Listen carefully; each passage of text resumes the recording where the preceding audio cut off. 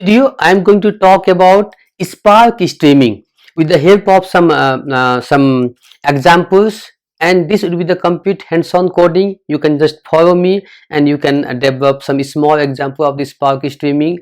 And I will also explain what is the D stream, what is the window time, how to take the data, how to filter the data, how to get the output.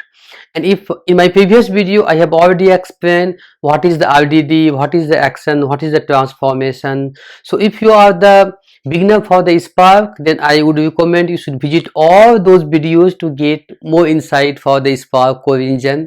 And please don't forget to subscribe my channel. I am uploading many more videos and a lot of effort I am putting it here.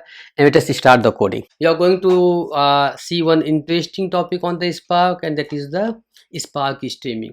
So first of all, what is the difference between the normal RDD and the Spark streaming RDD?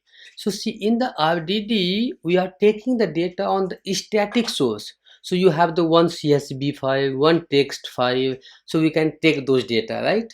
But think about those data source that the continuous data is coming. So suppose any log file that the continuously is coming, or any share market price, any Twitter, any Facebook, those data is continuous coming. So in for that, how you can take the data?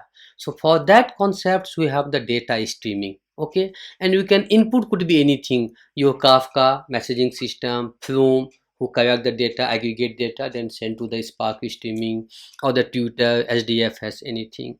And once you get the data in data frame, those data is not in the RDD, that is called the DRDD, right? In the concept of the distribution Spark streaming. And they will take the data in the DRDD and then move into the Spark engine. Once you get the data in the Spark engine, then this is up to you how you want to do that, right? So as you have already seen in the previous video, that if you want to do any operation, you need the Spark context, right?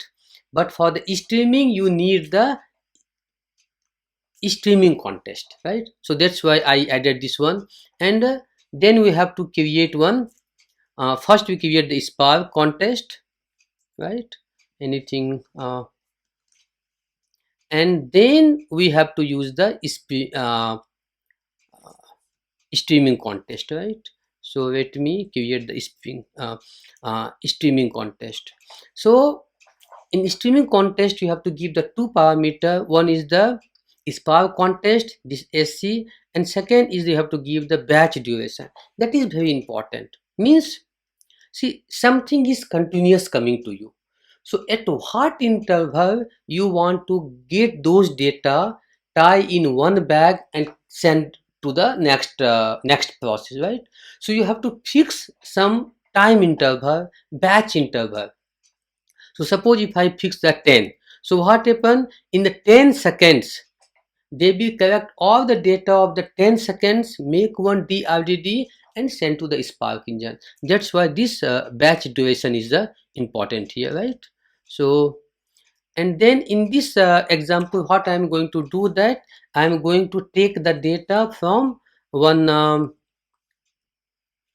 socket text stream. So there are the many text stream out there in the SCC. So if you want to see, let me put that SCC dot. Then you can see that they have the many. It should supposed to come. So it will have the socket text stream. You have the 5 text stream, and there are many kind of streams there, right? So in this case what I'm going to do, I'm going to do the socket text stream. So I will create one socket at the port number 999. I will send some data and I will see whether this data is coming here or not, right? So let me call that, right? Now what I have to do, you can see that those data, those lines is coming, that will not execute until you will not start the one. Let me see what is the type for this line, so then you can get the better idea. See this the line, this is the D stream, right? So now if we got the data here in the D stream, how you can utilize here. So what you have to do, you have to use the fat map we have already discussed in the previous video, and you will split the data just for our purpose, right? So now if you see the words data, this is the transform D stream because we're just splitting this one, and now I will print the these words. Here we have the pp print, right? And now you have to go and take any command prompt, and what you have to do, okay, no, this one, take any command prompt and you use this um, command to send the data on. So if you can see, I am passing the command, okay, you have to pass the nc minus avk and which port number you have given. I have given the 9, right? So something you put. Now we have to, once you did that, then we have to start the Spark streaming, and these two important command are important. uh, Start. So whatever I have done, we have not started yet, and they are waiting for this command start. And the second API await terminal. So this process will be wait till we will not stop forcefully. So now let me start that. So now started. Now what you have to do, let me keep one side, and every 10 seconds you are fetching the data, right? So if I should, every 10 seconds, now I'm passing the data on the port 999, it is taking into the stream here, right? You can see this, it is taking the data here. It will take the data and print that. So every 10 seconds they will take the data from the this console and putting it here, right?